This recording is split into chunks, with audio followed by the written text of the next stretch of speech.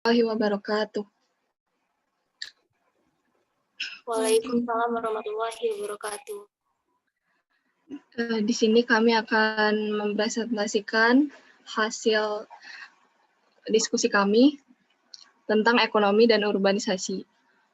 Sebelumnya, perkenalkan dari kelompok kami, di sini ada Fajar Eka Setiawan, NPM 2015-061084, lalu ada Faniel Sianipar, NPM 2015-061068, lalu ada saya sendiri, Feni Pilawa, 2015-061075, lalu Muhammad Dewa Satria dengan NPM 2015-061083, lalu terakhir ada Zeri Nurtilia dengan NPM 2015-061024. Pertama akan dipresentasikan oleh Dewa. Kepada Dewa dipersilakan.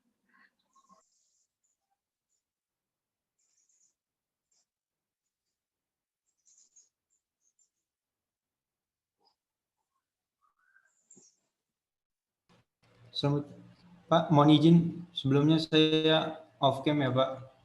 Ya, silakan. Pertama, kota adalah tempat krisis dan peluang. Lebih dari separuh dari kita sekarang tinggal di kota, dan di kuartal berikutnya abad proporsi itu akan mendekati 2/3 dari semua manusia. Ini adalah perubahan dramatis dari sejarah kita sebelumnya, di mana kebanyakan orang hidup dengan berburu dan menanam, bertani atau memancing. Sejak permulaan revolusi industri sekitar 300 tahun yang lalu, kota-kota tumbuh pesat baik dalam ukuran maupun kekuatan. Pada tahun 1950, 38% populasi dunia tinggal di kota. Pada tahun 2030, itu proporsinya akan mencapai 60%. Sebagian besar pertumbuhan perkotaan akan terjadi di negara berkembang, seperti gambar 15.3. Selanjutnya,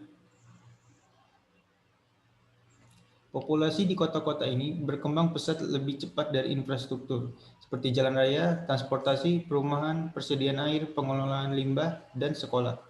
Bangunan infrastruktur baru sangat sulit di negara-negara miskin, di mana pendapatan rendah dan pengumpulan pajak tidak cukup untuk mendukung layanan publik. Terlepas dari tantangan tersebut, kota juga merupakan tempat inovasi terjadi. Perpaduan ide dan eksperimen terjadi di daerah perkotaan. Di sana muncul beragam kesempatan kerja dan ekonomi baru, serta konsentrasi kemiskinan. Aglomerasi kota besar atau penggabungan beberapa kota madya terbentuk di seluruh dunia. Beberapa telah menjadi kota besar dengan populasi lebih dari 10 juta orang. Padahal kota-kota ini mengaspal di atas landscape yang luas dan mengkonsumsi sumber daya dalam jumlah besar. Penggunaan sumber daya per kapita mereka relatif efisien. Degradasi lingkungan mungkin akan terjadi jauh lebih buruk jika banyak yang tersebar di pedesaan. Kota dengan segala penyakitnya adalah salah satu tempat di mana kita bisa belajar baru cara untuk hidup berkelanjutan. Selanjutnya, kita dapat menjadi mesin kemajuan ekonomi dan reformasi sosial. Beberapa janji terbesar untuk inovasi datang dari kota, di mana pemimpin yang inovatif dapat memfokuskan pengetahuan dan sumber daya pada kesamaan masalah. Kota juga merupakan tempat tinggal yang efisien, di mana transportasi massal dapat memindahkan orang dan lebih banyak barang serta jasa tersedia daripada di negara. Orang yang berkonsentrasi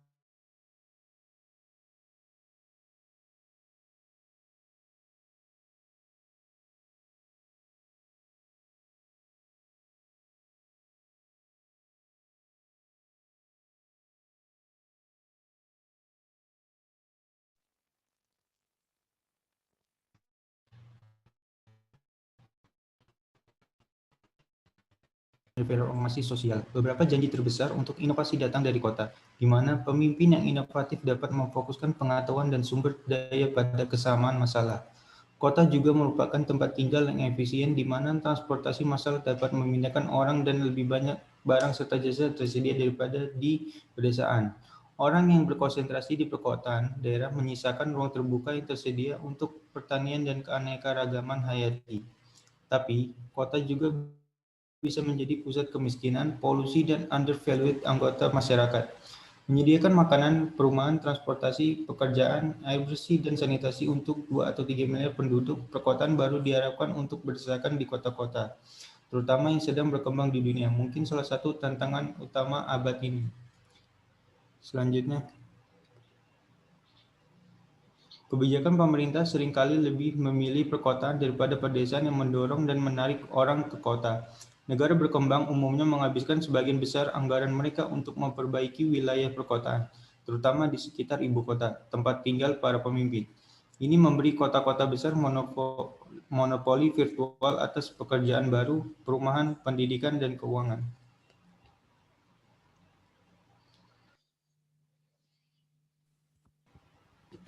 Selanjutnya, materi yang akan saya bacakan itu urban planning atau perencanaan kota. Urban merupakan sebuah bentuk perkembangan kota yang meliputi semua elemen-elemen di dalamnya yang terkait dengan kota itu sendiri. Sedangkan planning adalah bagaimana cara dalam merencanakan kota tersebut agar dapat menjadi kota yang lebih baik serta kota yang ideal. Hal ini dapat dilakukan dengan membuat peraturan-peraturan maupun metode bagaimana cara agar dapat mewujudkan semua rencana yang telah dibuat. Urban juga didefinisikan sebagai kawasan perkotaan yang mempunyai kegiatan utama selain pertanian, dengan susunan fungsi kawasan sebagai tempat pemukiman perkotaan, pemusatan dan pendistribusian pelayanan jasa pemerintahan, pelayanan sosial, dan kegiatan ekonomi serta industri.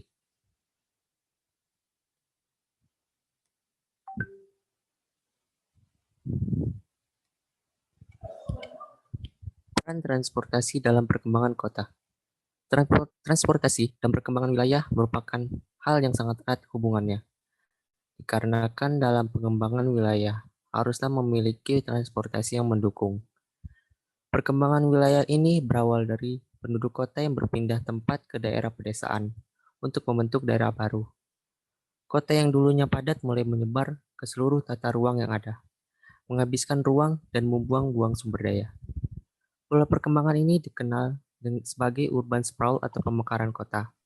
Meskipun tidak ada definisi istilah yang diterima secara universal, urban sprawl atau pemekaran kota ini umumnya mencakup karakteristik yang diuraikan sebagai berikut. Pertama, tidak adanya perencanaan terpusat atau kontrol penggunaan lahan. Yang kedua, kesenjangan fiskal yang besar antar daerah. Dan ketiga, pusat kota yang membusuk sebagai perkembangan baru terjadi di daerah pedesaan sebelumnya. Membuat kota lebih layak huni. Salah satu opsi yang diajukan oleh banyak perencana kota adalah pertumbuhan cerdas yang memanfaatkan sumber daya lahan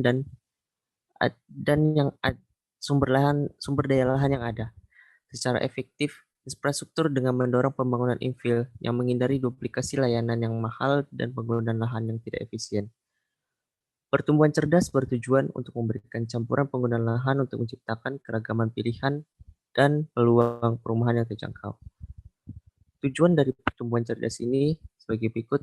Yang pertama, menciptakan citra diri yang positif bagi masyarakat.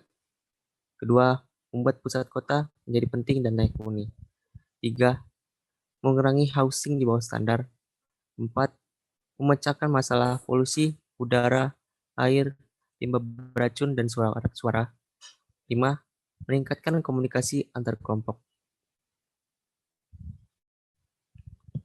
Urbanisasi menggabungkan pertumbuhan cerdas. Beberapa perancang kota fokus pada pendekatan neo-tradisionalis. Perancang ini mencoba untuk menangkap kembali beberapa fitur terbaik kota kecil dan kota layak huni di masa lalu. Mereka mengutamakan ukuran sedang komunitas perkotaan dan lingkungan yang mengintegrasikan rumah, kantor, toko, dan gedung sipil. Prinsip perencana dalam pertumbuhan cerdas. Pertama adalah mempertahankan zona hijau. Kedua, menentukan terlebih dahulu di mana pengembangan akan dilakukan. 3. Mengetahui tempat belajar dan layanan sehari-hari. 4. Dianjurkannya untuk berjalan dan bersepeda. 4. 5. Menjadikan kota lebih mandiri dengan menanam makanan secara lokal, mendaur ulang limbah dan air, menggunakan sumber energi terbarukan, mengurangi kebisingan dan polusi, dan menciptakan lingkungan yang lebih bersih. Dan yang terakhir adalah merencanakan perumahan klaster atau zonasi ruang terbuka.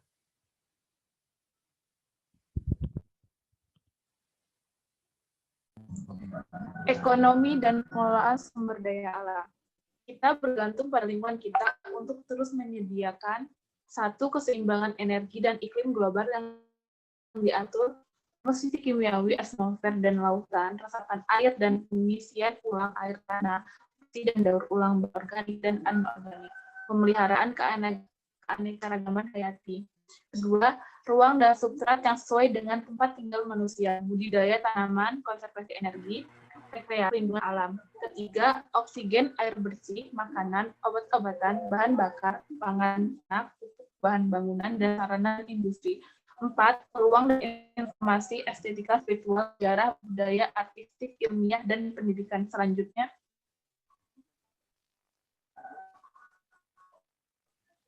next. Ekonomi menggabungkan prinsip-prinsip ekologi, menerapkan ide-ide ekologi dari fungsi sistem dan daur ulang ke dalam definisi sumber daya alam. Aliran pemikiran ini juga mengakui efisiensi di alam dan mengakui pentingnya fungsi ekosistem untuk kelangsungan ekonomi dan budaya manusia. Fungsi ekologis seperti menyerap dan memurnikan air limbah, mengolah polusi udara, menyediakan air bersih,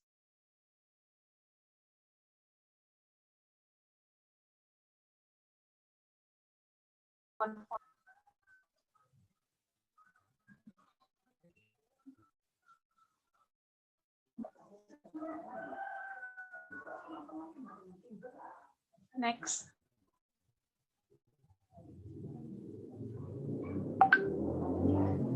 Faktor-faktor mempengaruhi pertumbuhan ekonomi. Faktor ekonomi ada sumber alam, akumulasi modal, pertumbuhan penduduk, organisasi, kemajuan teknologi, pembagian kerja, dan skala produksi. Faktor non-ekonominya ada faktor sosial, faktor manusia, faktor politik, dan administratif. Selanjutnya, sumber daya alam. Telah diketahui bahwa kita hidup di planet bumi yang tetap ukurannya dengan tingkat penggunaan sumber daya alam yang relatif meningkat dan tingkat penyerapan limbah yang relatif tetap.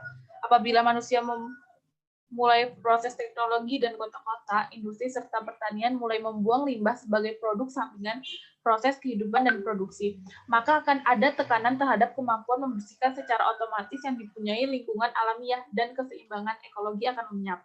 Selanjutnya, penggunaan sumber daya alam untuk masa datang secara langsung dihubungkan dengan apa yang disebut dengan imbangan antara penduduk dan sumber alam. Apabila penduduk membutuhkan terlalu banyak sumber daya alam, maka muncullah kebutuhan untuk meningkatkan penggalian sumber daya alam ekstraktif dan meningkatkan permintaan akan sumber daya alam seperti lapangan terbuka, tempat rekreasi, dan udara yang bersih. Namun dampaknya adalah memperburuk kondisi fisik dan dunia ini. Dan sayangnya masyarakat sangat lamban menemukan pemecahan masalah yang timbul itu. Selanjutnya akan disampaikan.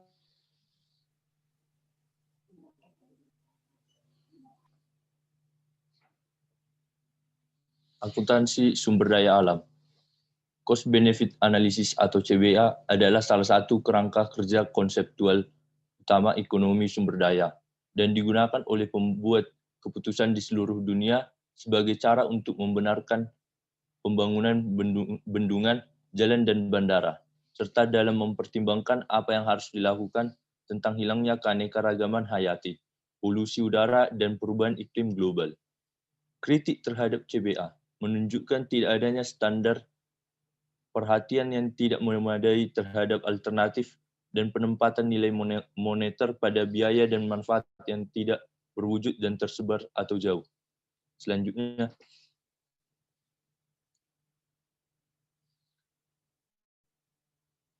konsep CBA yang digunakan.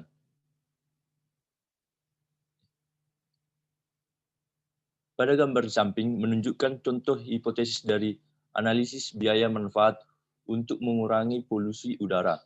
Pengendalian polusi awal memiliki biaya rendah atau garis orange sesuai pada grafik di samping dan manfaat sosial yang tinggi pada garis biru sesuai pada grafik berikut.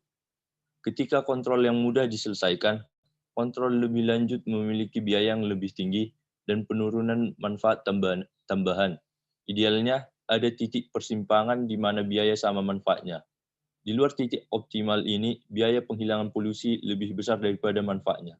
Slide selanjutnya. Nilai alam yang bermanfaat bagi manusia. Modal manusia, binaan, dan sosial dibutuhkan untuk membuat alam ini berharga bagi kita. Contoh sederhananya, untuk mendapatkan makanan laut dari lautan, diperlukan perahu dan alat tangkap, serta pengetahuan menangkap ikan dan komunitas nelayan. Kita sering tidak menghargai atau memahami jasa dari pengatur ekosistem yang kita manfaatkan. Misalnya, predator alami yang mengendalikan hama serangga mungkin sebagian besar tidak terlihat oleh kita, atau perlindungan banjir yang disediakan oleh lahan basah atau pulau penghalang pantai mungkin kurang dihargai atau disalahpahami. Kekuatan iklim yang mengatur suhu, curah hujan, angin, dan sinar matahari mungkin tidak diketahui atau disalahartikan oleh publik yang mendapatkan keuntungan dari pengoperasiannya. Slide selanjutnya.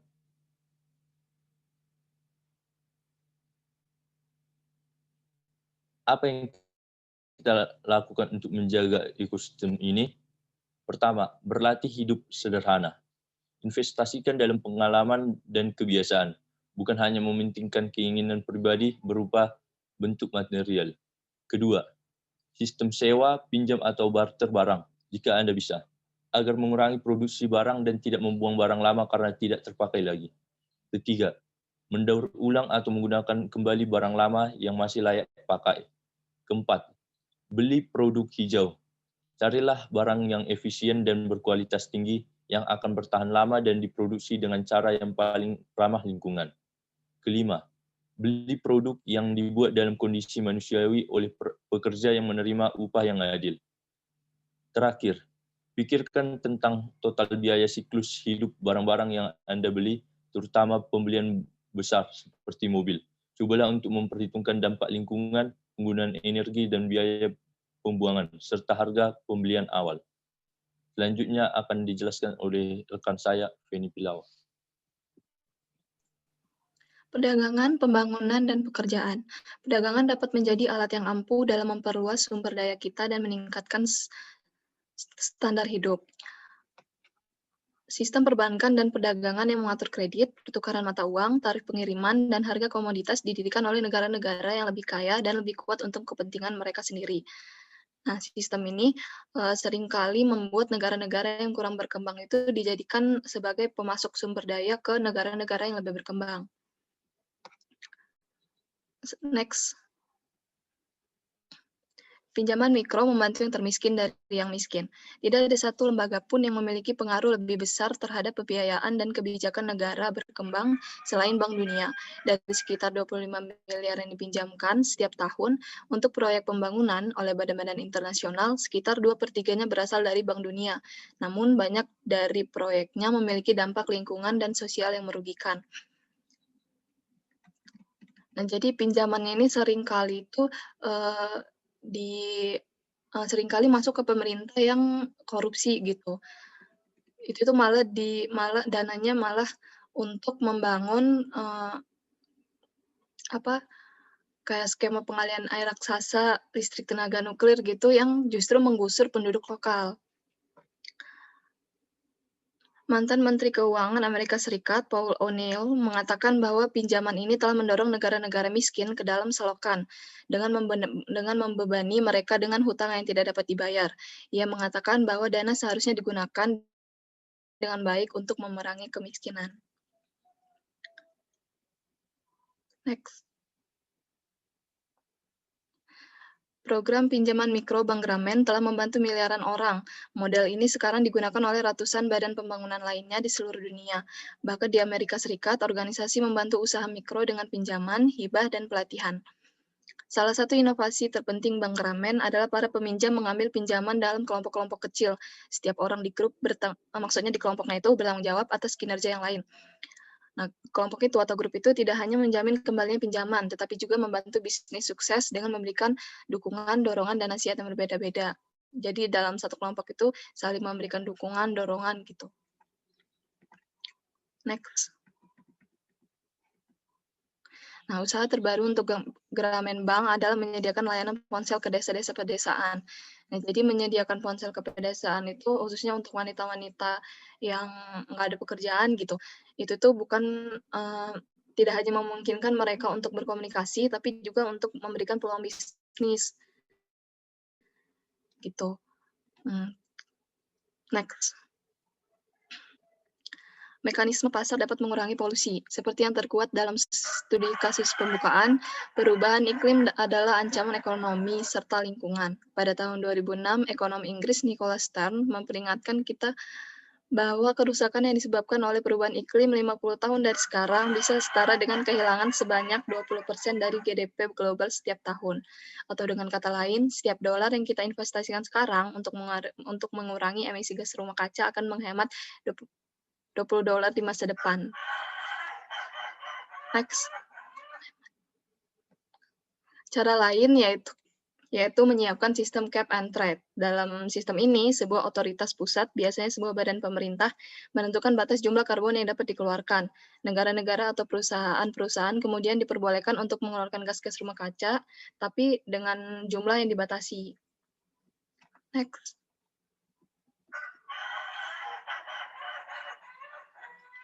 Green design, konsep desain yang ramah lingkungan ini dikenal dengan istilah green design. Nah, green design ini adalah suatu konsep untuk memperkenalkan metode perancangan yang ramah lingkungan, serta efisiensi dan efektivitas penggunaan energi serta sumber daya yang digunakan. Metode perancangan berkonsep green design ini dimulai dari tahap perencanaan, pelaksanaan, serta pemakaian di tangan pengguna. Next.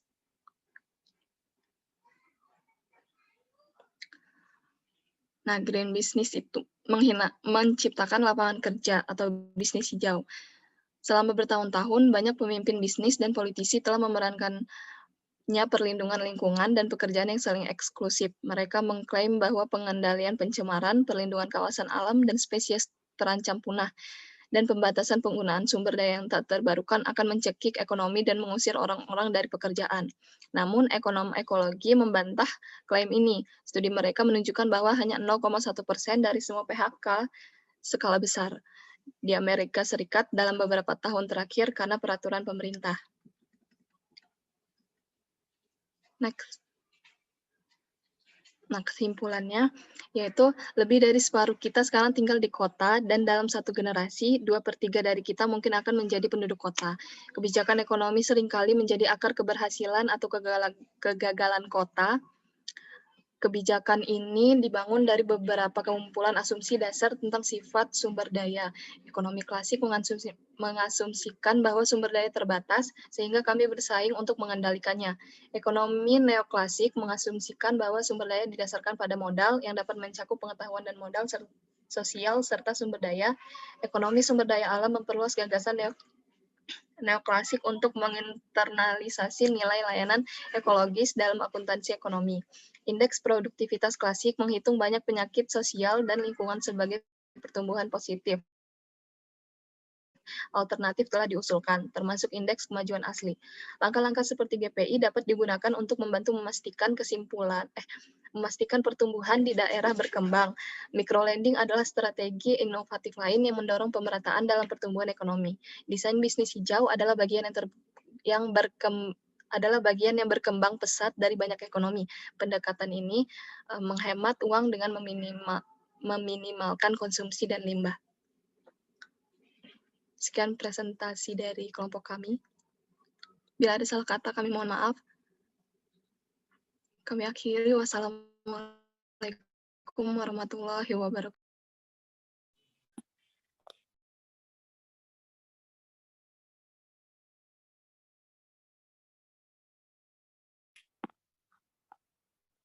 Baik, sebelumnya Assalamualaikum warahmatullahi wabarakatuh. Waalaikumsalam warahmatullahi wabarakatuh.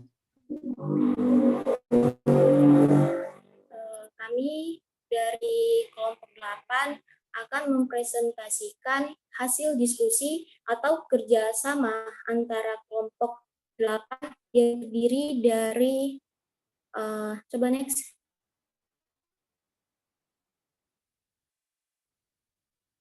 Yang terdiri dari 4 anggota. Yang pertama ada Amanda Hasna Cahyana, yang kedua ada Andreas Rona Nugraha, yang ketiga ada Niki Aprian, dan yang terakhir itu saya sendiri yaitu Siti Wakia. Dari hasil diskusi yang kami temukan di sini kami akan membahas tentang tindakan atau keberlanjutan lingkungan dari permasalahan yang kami temui. Sebelumnya, kita sudah membahas berbagai permasalahan, baik itu dari polusi udara, air, atau masalah ekonomi, bahkan sumber daya alam yang terdiri dari berbagai macam ciri khasnya. Dan di sini kami akan membahas tentang keberlanjutan tindakan yang harus kita persiapkan, mulai dari hal kecil hingga hal besarnya. Next.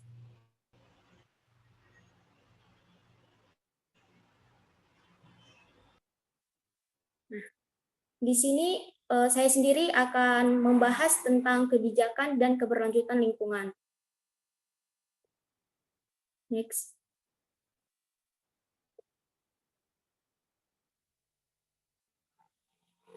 Ya. Keberlanjutan lingkungan dapat diartikan sebagai sistem berkelanjutan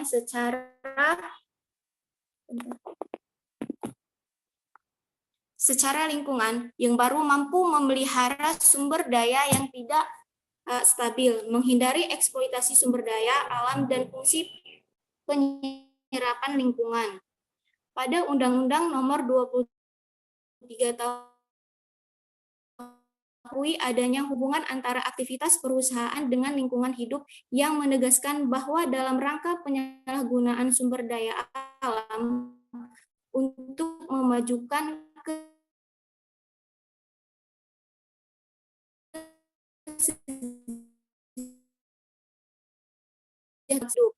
ilmu lingkungan mendasari kebijakan tentang kualitas lingkungan dan kesehatan lingkungan.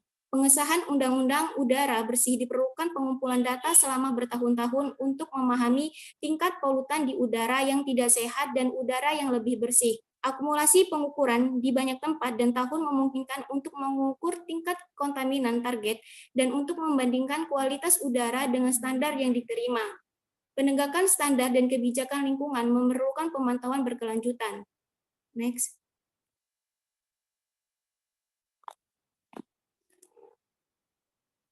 Kebijakan lingkungan mencakup aturan praktik dan hukum yang dirancang untuk melindungi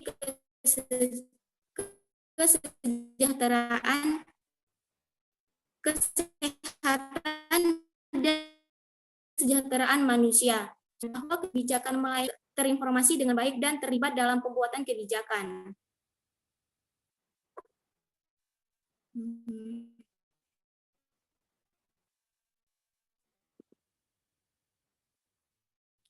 Di sini ada terkait sumber daya alam. Mengenai sumber daya alam ini memang sudah kita bahas, dan mungkin teman-teman juga sudah mengetahui bahwasanya dari sumber daya alam ini terdiri dari sumber daya terbarukan, sumber daya tidak terbarukan, dan sumber daya yang berpotensi untuk terbarukan. Nah, mengenai sumber daya terbarukan ini mencakup produksi pertanian yang dapat didefinisikan sebagai jumlah total organisme hidup yang memberi manusia kehidupan. Dari sumber daya terbarukan ini, jenis sumber daya terbarukan ini diperoleh dari sumber daya alam bumi yang tidak terbatas atau tidak ada habisnya, seperti matahari, angin, gelombang laut, dan lain-lain. Lalu yang kedua ada sumber daya tidak terbarukan. Sumber daya tidak terbarukan ini dapat kita artikan sebagai sumber daya yang tidak dapat diperbaharui. Seperti kita ambil definisi jika digunakan, maka jumlahnya akan berkurang. Nah, intinya laju regenerasi sumber daya tersebut lebih lambat dibandingkan dengan laju pemakaiannya. Nah, maka sumber daya alam tersebut akan dikategorikan sebagai sumber daya alam yang tidak dapat diperbaharui lagi. Contohnya itu seperti fosil, mineral logam, dan non-logam. Yang ketiga ada sumber daya berpotensi untuk terbarukan. Kita perlu mengingat bahwasanya Indonesia ini merupakan salah satu negara dengan tingkat pertumbuhan konsumsi terbesar di dunia. Nah, sehingga setelah kita mengetahui bahwa Indonesia ini merupakan sumber dari pertumbuhan konsumsi yang sangat besar, maka upaya yang diperlukan untuk mendorong pemanfaatan limbah industri pertanian serta terintegrasi termasuk penelitian dan pembangunan pemanfaatan limbah industri. Next.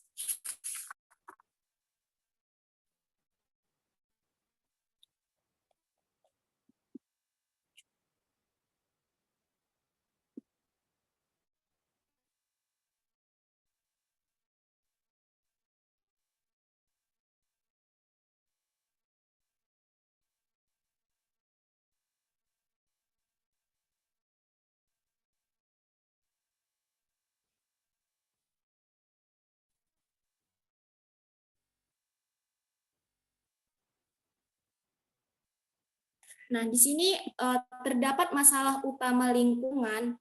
Terdapat 6 masalah utama lingkungan itu yang terdiri dari penurunan keanekaragaman hayati hingga penurunan keanekaragaman hayati yang pertama. Nah, untuk tampung kondisi keanekaragaman hayati itu berada dalam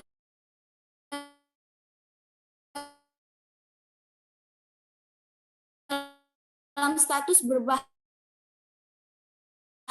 akibat perilaku manusia yang terus terdegradasi. Artinya, permasalahan yang terjadi itu sumber daya alam yang tidak berkelanjutan. Lalu yang kedua ada produksi limbah. Nah, pada permasalahan produksi limbah ini, saya akan mengangkat permasalahan terhadap lingkungan hidup. Nah, kenapa kesalahan produksi pabrik tahu?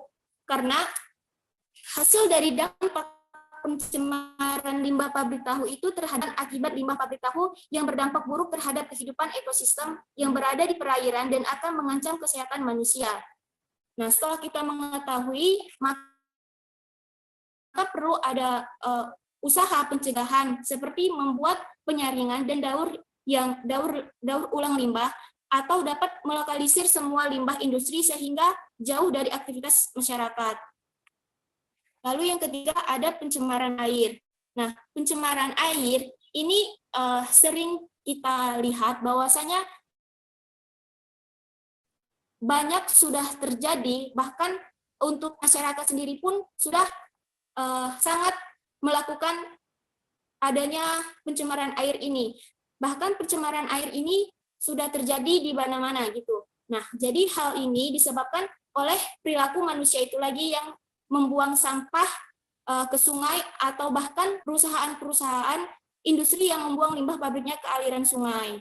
Nah, kalau kita lihat di laut gitu, ada para nelayan, mereka berusaha untuk menangkap ikan di tengah laut itu dapat kita katakan menggunakan atau memakai bahan peledak. Nah, dari bahan peledak itu bisa memberikan dampak negatif atau menyebabkan air laut itu tercemar. Nah, sehingga masyarakat sendiri pun tidak menyadari bahwa hal yang dilakukan itu akan menyebabkan datangnya musibah baru.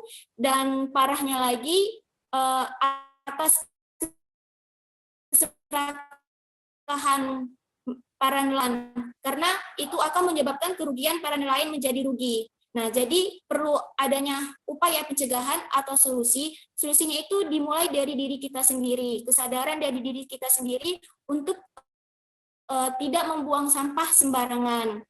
Nah, kita juga sebagai mahasiswa perlu upaya penelitian atau dapat berpikir kritis bahwasanya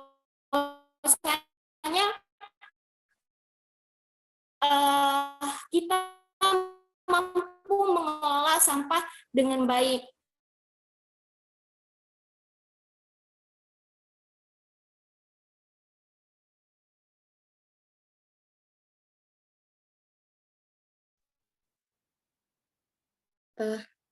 Maaf, Saya lanjutkan lagi. Lalu permasalahan yang keempat itu ada pencemaran udara. Nah, dari pencemaran udara ini ternyata disebabkan oleh aktivitas manusia lagi. Nah, kenapa bisa disebabkan oleh aktivitas manusia lagi? Karena bisa kita definisikan bahwasanya kalau kita mengendarai kendaraan bermotor itu akan adanya pencemaran udara. Bahkan hal kecil yang perlu kita sadari apabila kita membakar sampah di belakang rumah atau di dekat rumah itu adalah salah satu permasalahan polusi udara. Nah, kejadian itu sangat besar terjadi oleh, nah, dari permasalahan tersebut pencemaran udara itu bisa berasal dari pabrik, bahkan kendaraan bermotor, pembakaran sampah, bahkan letusan gunung api yang mengeluarkan debu, gas, dan lain-lain. Nah, untuk solusi tersebut, kita mulai dari kita sendiri itu bisa menanam melatih diri untuk bisa menanam berbagai pohon, karena dari pohon tersebut apabila dia berkembang dan bertumbuh itu dapat mengurangi efek pencemaran dan penangkal polusi. Atau bahkan dimulai dari hal kecil, kita dapat membakar sampah itu kalau bisa jaraknya tidak harus berdekatan dengan rumah, karena asapnya itu sangat berbahaya apabila kita hirup gitu. Lalu yang kelima ini ada penurunan ketersediaan sumber daya alam lainnya, dan yang keenam ada penurunan ketersediaan pangan. Dari poin 5 dan poin 6 ini sebenarnya sangat berkaitan, karena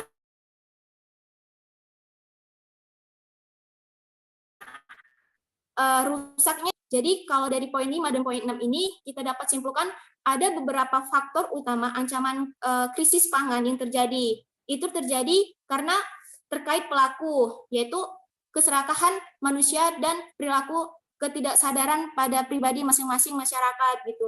Jadi perilaku manusia ini mereka melakukan suplai sumber daya perikanan dan memanfaatkan kawasan perairan melalui eksploitasi yang merugikan sumber daya dan lingkungan, yang akan menimbulkan penurunan kualitas lingkungan dan stok sumber daya perikanan optimal akan terhambat.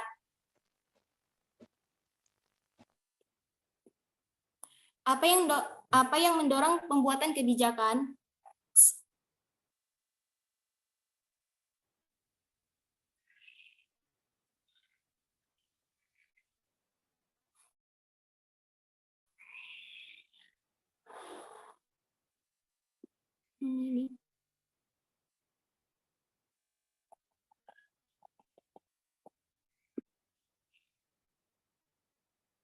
Bisa lanjut nggak ini? Soalnya belum muncul.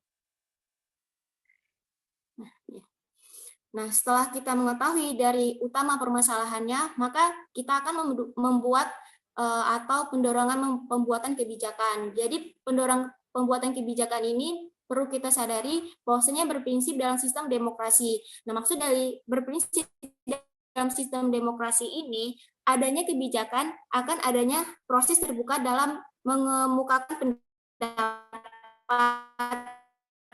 tentang apa saja ini kita sampaikan, ingin kita diskusikan bentuk kompromi, sehingga akan melibatkan pihak dan akan menemui solusi. Nah, pastinya ketika saling bertukar pikiran atau ide yang perlu kita sampaikan, sehingga usulan yang akan kita buat itu akan membentuk sebuah topik yang ingin ditujukan.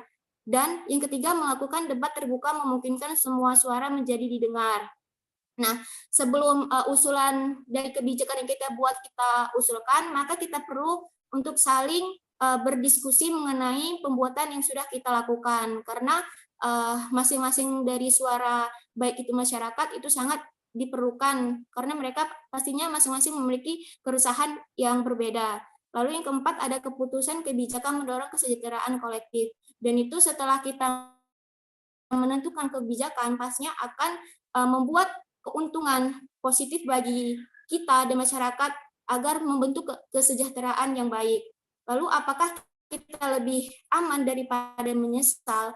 Konsep mendasar dalam kebijakan adalah prinsip kehati-hatian, yaitu gagasan bahwa jika suatu kegiatan mengancam kesehatan atau lingkungan, kita harus memahami sepenuhnya risiko sebelum memulai aktivitas tersebut. Next.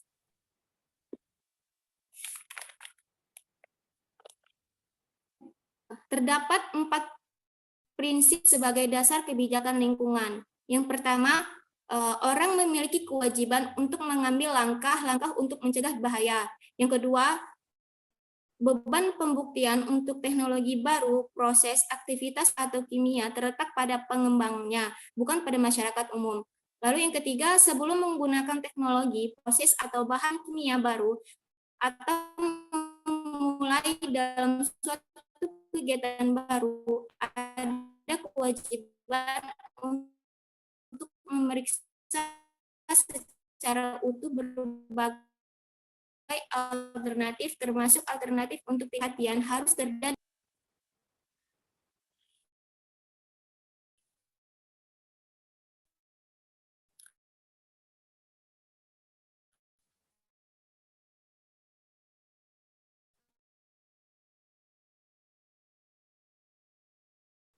Ada beberapa pengajuan yang dilakukan oleh masyarakat menuntut tindakan adanya kebijakan keberlanjutan yang harus dilaksanakan. Yang pertama, kita dapat menentukan tujuan dan kebutuhan proyek. Nah, hal utama yang harus kita perlukan ketika kita harus adanya tujuan dan kebutuhan proyek itu, kita bisa mengelis segala kebutuhan, baik dari kebutuhan hal kecil hingga ke hal besar.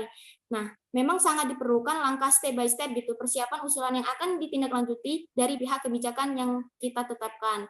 Yang kedua, ada alternatif tindakan yang diusulkan. Nah, dari nomor 2 ini kita awalnya akan mengecek permasalahan yang terjadi atau permasalahan yang kita usulkan. Nah, sehingga sebelum kita memperoleh ke tindak selanjutnya, kita perlu menyadari bahwasanya untuk mempersiapkan 2 opsi yang perlu kita persiapkan. Yang pertama, opsi pertama itu sudah terisi bagian yang perlu kita persiapkan, lalu kita juga harus bisa menyiapkan opsi yang kedua. Karena apabila opsi pertama itu tidak bisa terpakai, maka bisa beralih ke opsi yang kedua. Sehingga dari kita menyiapkan alternatif tersebut akan lebih memudahkan dan akan memberikan keuntungan yang sangat besar terhadap kita sendiri. Lalu yang ketiga itu ada dampak positif dan negatif dari kegiatan yang diusulkan.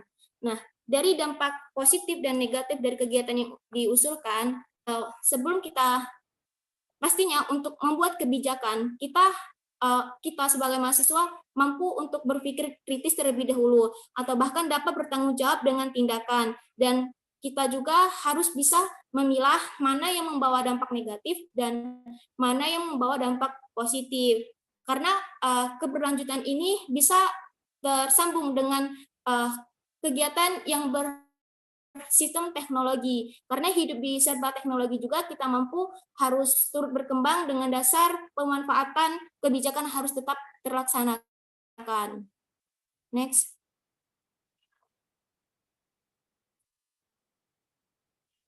Nah, jadi setelah kita mengetahui permasalahan yang sudah terjadi atau bahkan mengenai pabrik dan produksi limbah yang tanpa disadari itu dilakukan oleh masyarakat yang tidak mempunyai kesadaran, maka di sini ada solusi atau mengatasi permasalahan lingkungan tersebut.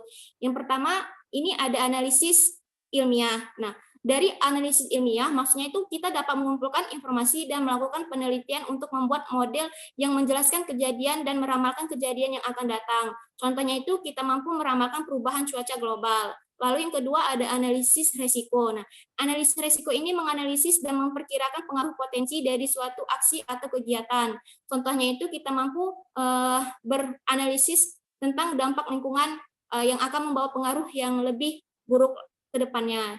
Lalu yang ketiga itu ada pendidikan masyarakat. Pendidikan masyarakat ini kita mampu mensosialisasikan informasi tentang permasalahan berikut. Alternatif pemecahnya. Contohnya itu penyuluhan, ada penentuan kebijakan. Penentuan kebijakan ini peran serta masyarakat dalam menentukan kebijakan dengan melakukan. Contohnya itu peran LSM dan masyarakat umum. Lalu yang terakhir ini ada pemantauan. Nah, jadi pemantauan ini kita mampu memantau kegiatan yang dilakukan di lapangan, melihat dan menilai apakah masalah telah terselesaikan dan memperbaiki permodelan atas masalah tersebut. Contoh ini peran lembaga pemerintah, LSM, dan lain-lain. Jadi untuk mengenai kesimpulan, bahwa yang sudah saya jelaskan tadi, itu terjadi akibat dari ketidaksadaran masyarakat. Nah, jadi perlu upaya pencegahan. Pencegahan itu bisa kita mulai dari diri kita sendiri, dapat kita mampu mengelis segala kebutuhan atau tindakan yang perlu kita lakukan agar selanjutnya mampu mengatasi dan membantu permasalahan lingkungan tersebut. Dan di sini ada 5 usulan untuk pencegahan tersebut. Kita harus semua bahwasanya apa yang sudah saya sampaikan mampu kita terapkan dan kita demi kebijakan keberlanjutan. Sebenarnya ini penjelasannya masih dengan waktu, mungkin ini saja yang dapat kami sampaikan. Apabila kurang jelas atau apa bisa ditanyakan kembali. Saya akhiri. Wassalamualaikum warahmatullahi wabarakatuh. Waalaikumsalam warahmatullahi wabarakatuh.